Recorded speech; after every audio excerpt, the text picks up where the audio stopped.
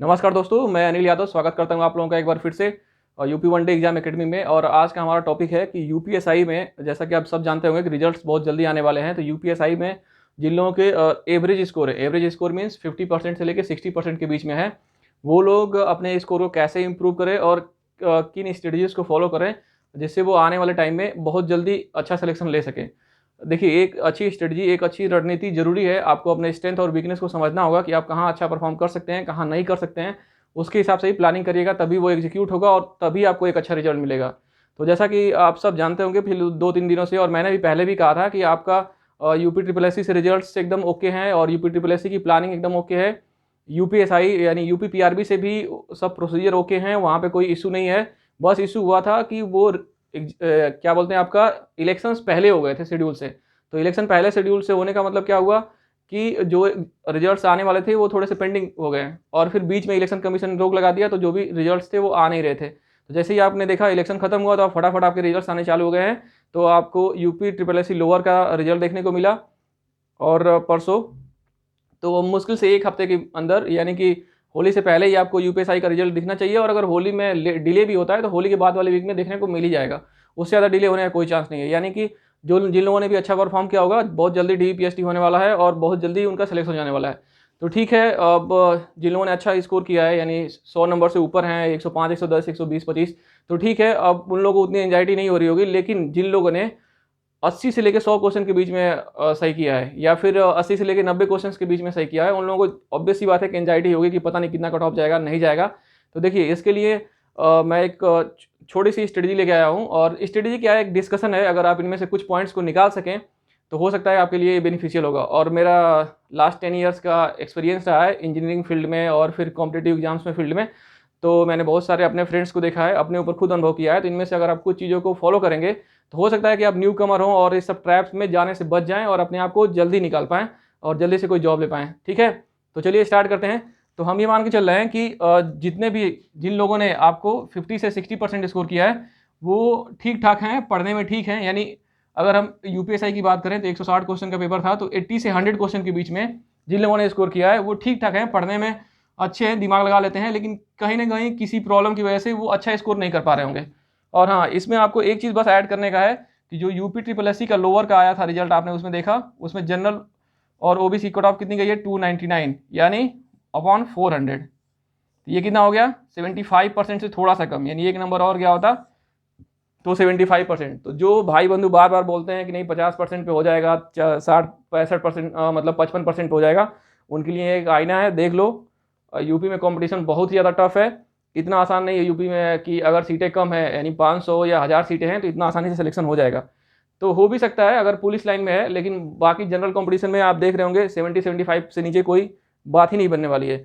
तो देखिए, हम बात करेंगे कि आप अगर 80 से 100 क्वेश्चन के बीच में है तो आप कौन सी स्ट्रेटजी बनाएं, क्या आपको सोचना चाहिए, कैसे एग्जीक्यूट करना चाहिए जिससे आप इस ट्रैप से, कंपटीशन के ट्रैप से जल्दी निकल जाएं और इतनी जल्दी निकल जाएं कि आगे आपको दिक्कत ना हो। तो देखिए, आप 2 या 3 कैटेगरी में से किसी तरीके के विद्यार्थी होंगे। यानी अगर स्टूडेंट को कैटेगराइज किया जाए तो एक तो या तो होंगे कि आपने अपनी पूरी बोर्ड, स्कूलिंग और ग्रेजुएशन ये सब हिंदी से किया होगा, हिंदी में मतलब पढ़ा होगा, और इंग्लिश में आप उतने कंफर्टेबल नहीं होंगे। दूसरा होगा कि इंग्लिश में कंफर्टेबल होंगे, शुरू से ही सीबीएसई बोर्ड में पढ़े होंगे, किसी डीपीएस में पढ़े होंगे, या फिर ऐसी कुछ एजुकेशन प्राप्त की होगी कि जिससे इंग्लिश में आपको प्रॉब्लम ना हो। और तीसरे ऐसे लोग होंगे जिन्होंने बीच बीच में स्विच करके पढ़ा होगा, जैसे कभी कुछ पढ़ने चले गए, बीएससी किया इंग्लिश में, बीटेक कर लिया इंग्लिश में, लेकिन वो पढ़े थे हिंदी में। तो उनको क्या होगा कि एवरेज नॉलेज दोनों सब्जेक्ट्स का होगा, मीन्स उनको हिंदी का भी नॉलेज होगा और इंग्लिश का भी ठीक ठाक नॉलेज होगा। तो चलिए, अगर आप पहले में आते हैं, अगर आप हिंदी में कंफर्टेबल हैं, तो आपको ये चूज़ करना बहुत ज़्यादा जरूरी हो गया है आपके लिए कि आप किस एग्जाम को अच्छे से प्रिपेयर करेंगे। यानी कि आप या तो यूपी ट्रिपल एस सी वाली बिंग चूज कर लीजिए कि मानो यूपी ट्रिपल एस सी लेखपाल लोअर आने वाला है, वीडियो का री एग्जाम होने वाला है, आपका 1 दरोगा है, यूपी पीसीएस आरओ है, यूपीएसआई 2022 होने वाला है, यूपी कांस्टेबल की वैकेंसी आने वाली है, बिहार एसआई है।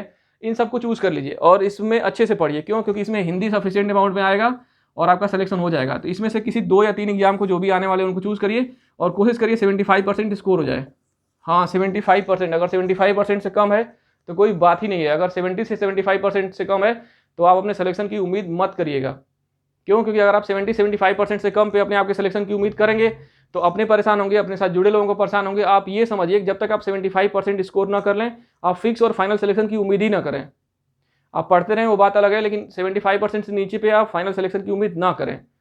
70% तो ठीक है, हो सकता है, 65% पे भी किसी किसी एग्जाम में हो सकता है, लेकिन जब तक आप 70 to 75 के ब्रैकेट में ना चले जाएँ, तब तक अपने आप को ये फाइनल ना मानने लगे नहीं मैं सेलेक्ट हो जाऊँगा और आराम से बैठ जाएँ, ऐसा कुछ नहीं है। तो आप ये अगर हिंदी में कंफर्टेबल हैं तो इन सब एग्जाम में से कितने 3 एग्जाम्स को चूज़ करिए, ज़्यादा नहीं, 3 एग्जाम को चूज़ करिए और उसमें अच्छा सा परफॉर्म करिए और 75% से ज़्यादा लाइए। अगर आप इंग्लिश में कंफर्टेबल हैं तो आप SSC, SSC CPO SI, bank PO, CAPF, NTPC, RBI assistant और बैंक असिस्टेंट, देखिए एनटीपीसी में इंग्लिश तो आती नहीं है, लेकिन फिर भी अगर आप मैथ रीजनिंग में शॉर्ट ट्रिक्स नहीं डेवलप कर पाते हैं, चीज़ों को बहुत डीप में एनालाइज नहीं कर पाते हैं। फॉर एग्जांपल मैं आपको एक बात बताऊं, जैसे मैं बोलूं कि 400 के 30% का 5वां भाग, तो जो एक्सपर्ट होगा वो इस तरीके से निकालेगा कि 400 का 30% 120 हुआ, 120 का 5वां भाग मतलब 120 में 5 से भाग दे देगा तो 24 हो जाएगा। और जो एक्सपर्ट नहीं होगा वो फिर कैलकुलेट करेगा, आपको 400 में से 400 का 30% उसका फिर 5वां भाग ऐसे करके निकालेगा, तो टाइम होगा। तो देखिए अगर आपको एनटीपीसी, एसएससी, सीपीओ और एसएससी इन सब एग्जाम्स को, बैंकिंग को, आरबीआई असिस्टेंट, ये सब जितने एग्जाम्स इनको कवर करना है तो आपको एक्सपर्ट होना पड़ेगा मैथ और रीजनिंग पे, ठीक, तभी आप उसको निकाल पाइएगा। अगर आप एक्सपर्ट नहीं है, 75% नहीं स्कोर कर पा रहे हैं, तो सब बिना मतलब की चीज़ें हैं। और इसमें भी बैठिएगा, इसमें भी बैठिएगा, सब में बैठिएगा, सब में एवरेज स्कोर आएगा। मीन्स आप 60% स्कोर करेंगे तो आपको लगेगा कि यार मेरे तो 60% आ रहे हैं, लेकिन फिर भी मेरा सिलेक्शन क्यों नहीं हो रहा है। तो 60% पे होने वाला नहीं है, ये सच्चाई है आज की। आज के 4-5 साल पहले सिचुएशन अलग थी, अभी सिचुएशन बहुत ज़्यादा अलग है। अगर आप 60% स्कोर कर रहे हैं तो कुछ नहीं होने वाला है। 60% स्कोर कर रहे हैं ना, तो इस पर तसल्ली होगी, तसल्ली के अलावा और कुछ मिलने वाला नहीं है। एक तसल्ली मिलेगी कि हाँ मैं अच्छा स्कोर कर रहा हूँ, क्योंकि 60% पे आपको फर्स्ट डिवीजन डिक्लेयर कर दिया जाता था बोर्ड लेवल पे एग्जाम पे, तो आपको ये फील होगा कि हाँ ठीक है मैं पढ़ रहा हूँ, लेकिन कॉम्पिटिटिव एग्जाम्स में 60% पे कुछ होने ही वाला नहीं है, ये आप मान के चलिए। तो 60% पे काम नहीं बनने वाला है, तो आपको कितना 70 to 75 के बीच में लेके जाना ही होगा अपने आप को। और 70 to 75 के बीच में नहीं लेके जाइएगा तो फाइनल सिलेक्शन के चांसेस बिल्कुल कम रहेंगे। तो सबसे पहला आपका काम क्या है कि आप अपने आप को कैटेगराइज करिए कि आप कहाँ पे अच्छा परफॉर्म कर सकते हैं, ठीक। तो पहला काम क्या करिए, पहला काम कि अपने आप को कैटेगराइज कर लीजिए कि आप कहाँ पे अच्छा परफॉर्म कर पाते हैं, और उसके हिसाब से फिर आने वाले कैटेगराइज कर लीजिए, पहला काम। दूसरा काम क्या है, एग्जाम सिलेक्शन, एग्जाम को सेलेक्ट करिए कि मुझे कितने एग्जाम्स देने हैं, कौन कौन से देने हैं, और उसके बाद में क्या करिए 75% की स्ट्रेटजी बनाइए, तब जाके काम बनेगा। अगर बहुत ज़्यादा दिक्कत हो रही है तो आप किसी कोचिंग की हेल्प लीजिए, चाहे कुछ भी करिए, लेकिन बनाइए। अगर ऐसा नहीं करिएगा तो क्या होगा, अभी यूपी ट्रिपल लेखपाल का होगा, उसमें भी आप प्रिपेयर होइएगा, ठीक। तो आपको लगेगा कि ये अप्रैल में या अप्रैल में हो जाना चाहिए ये एग्जाम, तो आपको लगेगा कि चलो इसमें मेरे 72 मार्क्स आए, तो आपको लगेगा यार मैं ठीक है अच्छा परफॉर्म किया हूँ।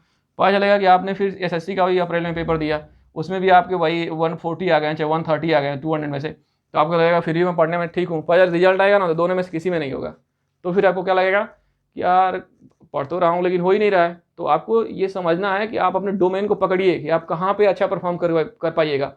देखिए लोअर का हुआ था ना, तो मेरे खुद ही 285 मार्क्स थे, लेकिन नहीं हुआ। क्यों नहीं हुआ, क्योंकि वो एवरेज मार्क्स से नहीं होगा। आप यूपीएससी और सब कुछ सब एक साथ लेके चलिएगा तो नहीं होगा, कहीं नहीं होइएगा, ऐसे ही घूमते रहिएगा। तो आपको करना क्या होगा कि इसमें से किसी 2 या 3 एग्जाम को चूज़ करिए। पहले ये समझिए कि आप किस में अच्छा परफॉर्म कर पाएंगे। हर स्टूडेंट की अपनी स्ट्रेंथ होती है और अपनी वीकनेस होती है। तो आप समझिए अगर कोई 10 साल या 15 साल तक हिंदी पढ़ा है तो वो अचानक से इंग्लिश में एक्सपर्ट नहीं हो जाएगा, और ये वाइस वर्सा भी करेक्ट है। अगर किसी को शुरू से ही हिंदी नहीं पढ़ा है तो अचानक से वो लोअर का पेपर देने जाएगा तो 25 में से 22-23 क्वेश्चन थोड़े सही कर देगा, और जब तक 20-22 क्वेश्चन नहीं सही करेगा उसको सिलेक्शन ही नहीं होगा। तो इस चीज़ को समझिए और प्रेशर को कम करिए, आगे की प्लानिंग करिए कि कैसे इसको हम इस सिचुएशन से निकले, किन एग्जाम्स को दें और किन एग्जाम्स को ना दें। अगर आप ऐसे नहीं सोचिएगा, नहीं प्लान करिएगा तो आप 2015 का टाइम गया। अभी जो टाइम है उसमें ये है कि बहुत ही हाई कंपटीशन है, बहुत हाई लेवल पर बेरोजगारी है, और अगर आप मीडियोकर परफॉर्मेंस करिएगा, एवरेज परफॉर्म करिएगा तो उसे सिलेक्शन नहीं होगा। तो आप एक साल में 6 एग्जाम की जगह 3 एग्जाम दीजिए, लेकिन उसमें अच्छा परफॉर्म करिए, 75% स्कोर करिए, आपका सिलेक्शन हो जाएगा। अब ये आप डिसाइड करिए कि आपको कौन से एग्जाम्स देने हैं, कौन से एग्जाम नहीं देने हैं। हो सकता है कोई एग्जाम जस्ट 1 महीने बाद हो रहा हो, और जिसमें आप अच्छा परफॉर्म करने वाले हैं वो 3 महीने बाद हो रहा है। तो इसका मतलब ये नहीं है ना कि 3 महीने बाद वाले को मैं छोड़ के 1 महीने बाद वाले में लग जाऊँ। क्यों, 3 महीने बाद में दूंगा वो चलेगा, 3 महीने बाद दूंगा, 6 महीने बाद रिजल्ट आएगा, लेकिन मेरा फाइनल सिलेक्शन हो जाएगा, वही बवाल खत्म हो जाएगा। लेकिन अगर मैं 1 महीने बाद वाला भी देता हूँ, फिर 3 महीने बाद वाला भी देता हूँ, तो दोनों में एवरेज परफॉर्म करूंगा, दोनों में फेल रहूंगा, 1 साल बाद मेरे हाथ में कुछ नहीं होगा। तो ये आपको सोचना है, समझना है, उसके हिसाब से स्ट्रेटजी बना के एग्जीक्यूट करना है। अगर आप ऐसे नहीं करिएगा तो आप सफलता के पास जा के लुढ़कते जाएंगे और फाइनली आप सेलेक्ट नहीं हो पाएंगे। और ये सिचुएशन बहुत ही ज़्यादा डिप्रेसिंग होती है, बहुत ज़्यादा फ्रस्ट्रेटिंग होती है, इसको कंट्रोल करना बहुत मुश्किल काम होता है। तो इसलिए आप अपनी प्लानिंग बनाइए, अपने रिसोर्सेज को मैनेज करिए। अगर आपके पास पैसे कम हैं या फिर आपके पास लंबी प्रिपरेशन का चांसेस नहीं मिल रहे हैं या फिर एज ओवर हो रहा है, तो हर एक चीज़ के अलग अलग सोल्यूशन है, उसको देखिए, उसके हिसाब से उसको प्लान करिए, आगे बढ़िए। एज ओवर हो रहा है तो फिर टीचिंग वाले फील्ड में चले जाइए। टेट सीटेट का भी, टेट यूपी में मतलब आप बीएड कर सकते हैं और बीडीसी कर सकते हैं। टीचर वाले फील्ड को भी अपने लिए ओपन करिए, पोस्ट ग्रेजुएशन कर लीजिए। फिनेंशियल बहुत प्रॉब्लम आ रही है तो कोई पार्ट टाइम जॉब करिए। इमोशनल और साइकोलॉजिकल इश्यूज़ हैं तो उसको अपने आप से दूर रखिए। देखिए, इस दुनिया की ये सच्चाई है कि एक फेल्योर या स्ट्रगलिंग इंसान के साथ कोई नहीं होता है। बहुत कम ही ऐसे लोग होंगे, जब आप स्ट्रगलिंग और फेल्योर सिचुएशन में होंगे तो फिर वो आपके साथ डीपली रहेंगे और इंटरनली रहेंगे। मीन्स वो आपके साथ वैसे रहेंगे जैसा आप सक्सेसफुल सिचुएशन में रहेंगे तब। तो सब आजकल हर कोई सक्सेस देखता है, चाहे आपका वो मैरिज हो या फिर आपकी गर्लफ्रेंड हो, चाहे कोई भी हो। अगर आप अच्छी कंफर्टेबल सिचुएशन में नहीं रहेगा, सक्सेसफुल नहीं रहेगा, तो आपके साथ कोई नहीं जाना तय करेगा। तो इस चीज़ को, सच्चाई को समझिए, सच्चाई को जानिए, उसके हिसाब से एक्सेप्ट करिए और उसके हिसाब से स्ट्रेटजी बनाइए और आगे मूव करिए। तो एक बार मैं कंक्लूड करूंगा, अगर आप 80 से 100 क्वेश्चन के बीच में हैं तो इसका मतलब ये नहीं मैं बोल रहा हूँ कि आपका होगा ही नहीं डीबीपीएससी में, हो भी सकता है, लेकिन आपको आगे की ऐसी प्लानिंग करनी चाहिए कि आप 70% के एबव जाएँ। तो जब आप 70% से एबव जाएंगे तो आपके सिलेक्शन के चांसेस बढ़ते जाएंगे और आपके लिए प्रॉब्लम कम होगी। ठीक है, तो इस तरीके से करें और योगा करें, एक्सरसाइज करें और अपने आप को फ्रस्ट्रेशन और डिप्रेशन में जाने से बचाएं। क्योंकि आप बहुत सारे रिजल्ट्स आएंगे, कहीं पे होगा कहीं पे नहीं होगा, तो सिचुएशन को टैकल करना मुश्किल होगा। तो इसलिए थोड़ा सा कंट्रोल रहें, अपने इमोशंस को कंट्रोल करें और प्रॉब्लम्स को सब लोगों के साथ शेयर मत करें। उन्हीं लोगों के साथ शेयर करें जो एक्चुअल में उसको समझ सकते हैं, एक्चुअल में उसको जान सकते हैं या एक्चुअल में आपके साथ हैं। ठीक है, तो चलिए फिर मिलते हैं आगे अगली वीडियोज़ में, और तब तक के लिए अपना ध्यान रखिए और अच्छे से पढ़ते रहिए। रिजल्ट्स कभी भी आएंगे और फिजिकल फिटनेस पे भी थोड़ा ध्यान दीजिए अगर आपको एसआई या फिर कांस्टेबल इन सब एग्जाम्स की प्रिपरेशन करते हैं तो। और अपने स्वास्थ्य का ख्याल रखिए। मिलते हैं फिर। Thank you, thanks for listening.